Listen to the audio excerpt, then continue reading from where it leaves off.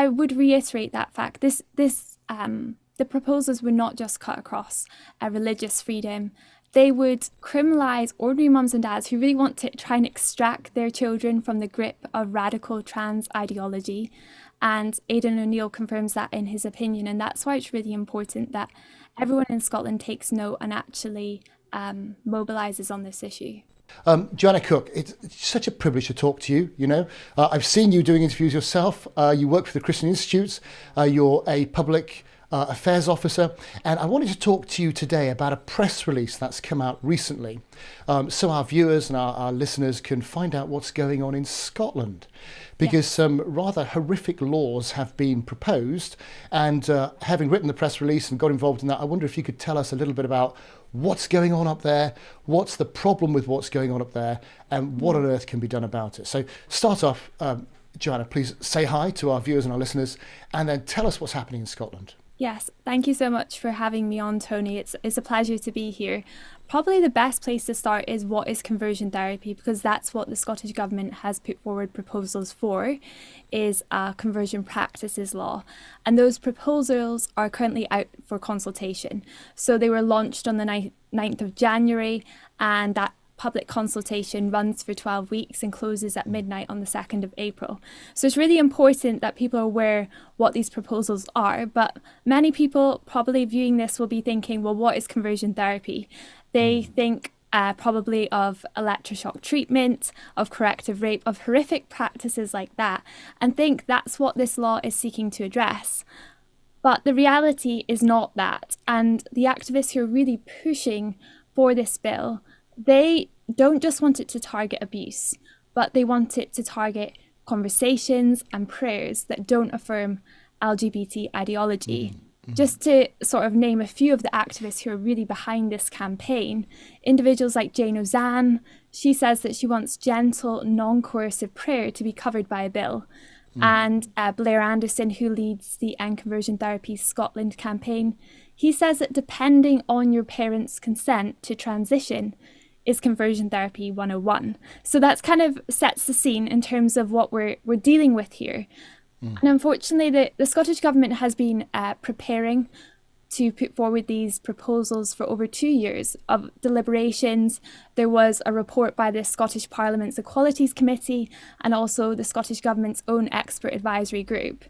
And despite warnings from Aidan O'Neill KC, we commissioned legal advice from him, warning them not to legislate in this area, that they'd be pursuing a law that would really put ordinary mums and dads and everyday church work at risk.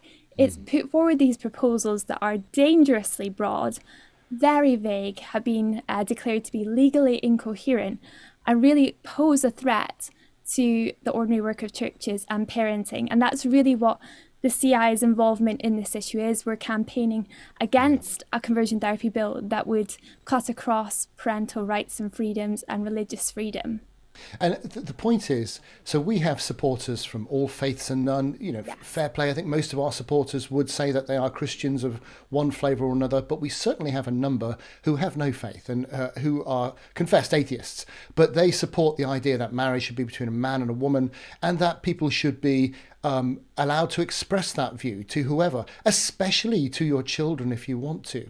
And the thought that saying such a thing to your child, that actually men are men and women are women and you can't swap between the two, and marriage is best between a man and a woman, to say those things would constitute some form of conversion therapy and criminalise you. Surely there aren't many people in the population of Scotland who believe that's the case and want that. So what exactly is going on? Yeah, well, what's really interesting is what you mentioned is that the public reaction to these proposals has been very negative, and rightly so, because many parents are concerned, what will this mean when I have a conversation with my child about sexual ethics and gender? And actually, I've got a press pack here, which with some of the headlines following the announcement of the proposals, things like Scottish parents face jail if they stop their children changing gender, and just really the concerns as to how that will cut across everyday parental advice. If I just explain to you what the definition proposed by the Scottish Government, it might be helpful because you have a sense of how sweeping these measures actually would be. So it says that a conversion practice is someone providing a service or engaging in a course of behavior towards a person with the intention of changing or suppressing that person's sexual orientation or gender identity, resulting in harm to that person. Now, many people will be sitting here thinking, well, coercion and suppression, that sounds very far removed from the ordinary work of churches and ordinary parenting. Yeah. It's not until you consider each aspect of the offence that it becomes very clear just how easy it would be for an innocent person, an innocent mum and dad, to fall foul of it. These plans are based on legislation that was brought in Victoria, the Australian state of Victoria. Yep. And the consultation document praises the law there, but until very recently, the official guidance there says that a parent refusing to consent to their child going on puberty blockers is unlawful conversion therapy. And that's the model that activists in Scotland want the Scottish government to follow. And when you look at the Scottish government's proposals, this is what it says that a course of behaviour includes: controlling of the victim's day-to-day activities and pressuring the victim to act in a particular way. Well, to a hostile police officer, that sounds like normal everyday parenting. And an example is preventing someone from dressing in a way that reflects their sexual orientation or gender identity. So if you think about a mum who stops her 12-year-old son from going to school in a dress and makeup on more than one occasion, well, that would meet the threshold of the offence, and that mum could face prosecution. So it's just terrifying how broad these proposals are. And the Scottish Government has repeatedly said that their intention is not to criminalise everyday parental advice and guidance. And it actually says that if that parental advice and guidance is non-directive, then it won't be captured by the proposals. But what parent who hears that their child is going to make a mistake is not going to give clear direction?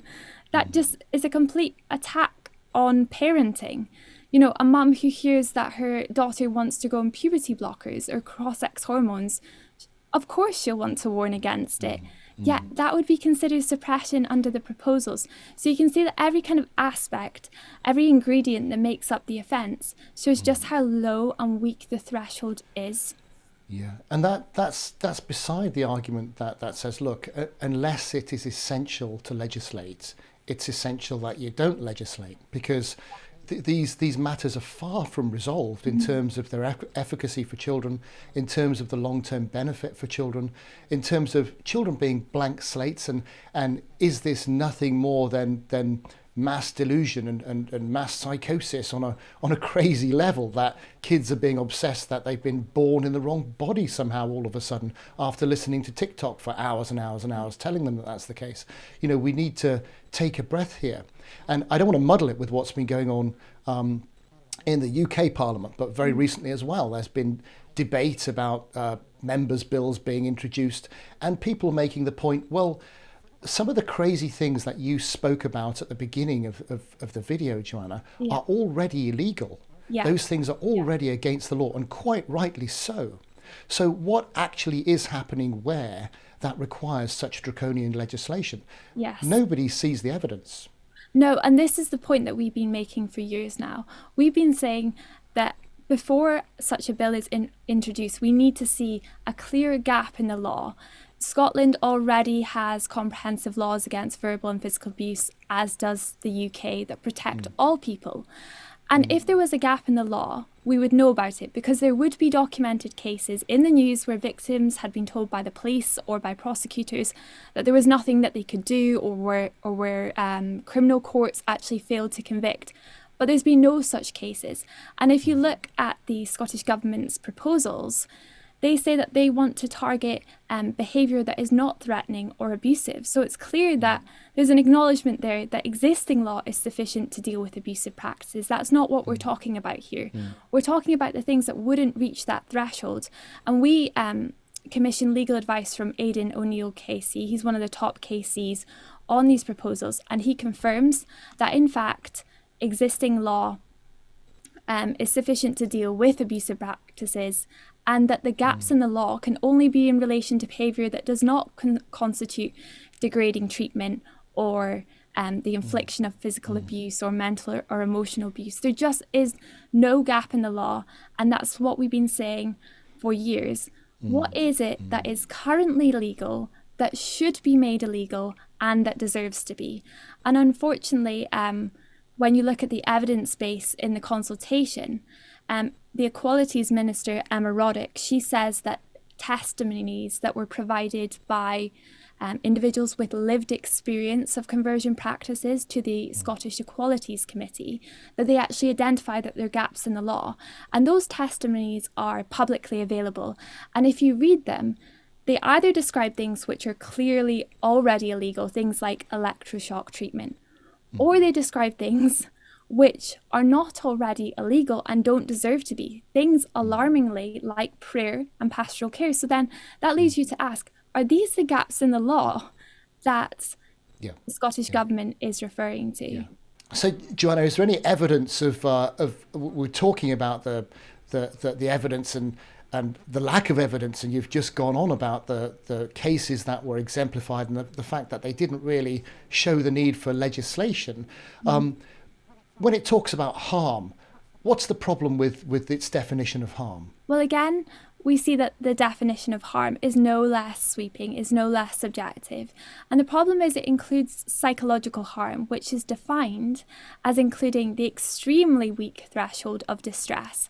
There's no requirement under the proposals to prove that you intended harm, or only that the individual claims to have felt harmed.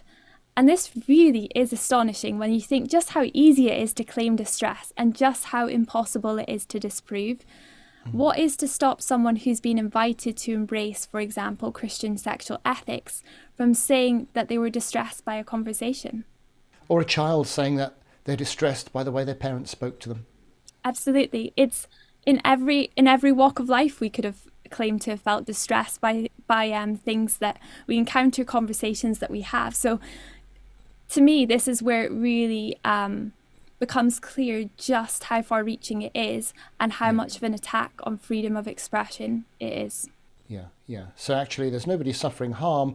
We actually want to stop anybody from saying that they disagree with this. Absolutely. Which is a little bit frightening. And Scotland's got a bit of form here because, of course, there was the Named Person Act where essentially the state was going to put a public official with ultimate charge of your children. Yeah. And all sorts of things like that, where it's a former First Minister calling herself the chief mammy of Scotland. The idea that really it's the state's job to raise your children because we can't trust the parents. And I think it comes down to, well, what is the role of the state and what is the role of family? And I think that's where the conflict arises. What can people do, Joanna? Obviously, people in Scotland can get involved in the consultation.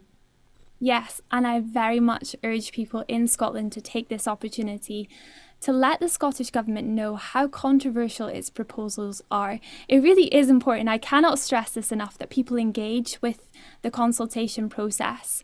It will be very vital in future battles to demonstrate that there is a strong groundswell of public opinion. And groups like Stonewall Scotland and Scottish Humanists, they're mobilising their thousands of supporters to respond to the consultation. And so it's vital that those with concerns do make their concerns known. And so I really, really would encourage people to take time. And you don't have to fill in the entire consultation. If you even just complete a handful of questions to just demonstrate that these proposals are unwanted and unworkable, and that there's just no safe way of legislating on conversion practices, because there's no way to reconcile the demands of those who want this law with basic human rights. Activists don't want parents to be able to dissuade their children from gender transition. They don't want a pastor to be able to pray with a member of his congregation who's same-sex attracted and wants help and grace to resist sexual temptation. They don't want those things. And so it's really important that people use this opportunity to explain to the Scottish Government why this legislation is so problematic. Does the CI have any documents or links that we can publish that tell people where the consultation is, how to respond? Yes, so the Christian Institute has produced an overview of the proposals and then a step-by-step guide on with some tips and advice on how to respond to the questions. So that's available on the CI's website. We'll put in a link to that. And Let Us Pray also has Let Us Pray is our campaign of the CI, specifically opposing overly broad conversion therapy law. And we have a Scotland Take Action page, and if you click on that, you'll find that there's the link to the consultation itself and the same guidance on how to respond. Great. And what's the closing date for responses? It's the 2nd of April, midnight on the 2nd of April. So there's still quite a few weeks to go. And I would really just encourage you to also take the time to explain to friends, others in your workplace and so on, why it's so important that they actually engage. And it's not just a Christian issue. This is about freedom of speech, parents being able to parent without being criminalised, just reasonable, ordinary opinions being turned into criminal views and acts, which is just inappropriate. Absolutely. I would reiterate that fact. The proposals would not just cut across religious freedom.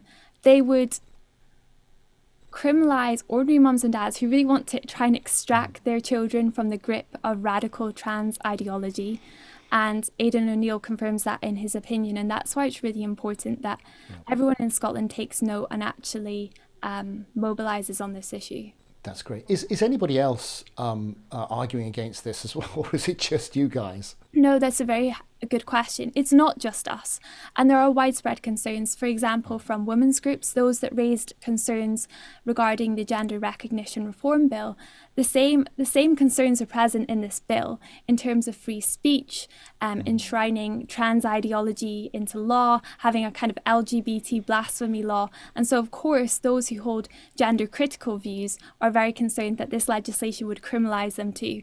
And that's why it's really important that we demonstrate the breadth and how far-reaching this bill would be, that we're not just talking about churches, but we're talking about all sections of society, and that it will no longer be possible to say that marriage is between one man and one woman, and to encourage people to, for example, in churches, to be faithful to God's word.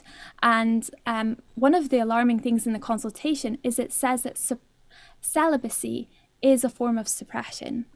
So right there you have an attack on the biblical view of marriage, and those who want to be faithful to God's word and to not have sex outside of marriage. So it's really, when you look through the proposals, you just see how it's not targeting abuse, but it's targeting ordinary everyday conversations, parental advice, guidance that we would have in churches. Joanna Cook, I know you're really busy defending these sorts of freedoms, not just in Scotland, but all across the UK.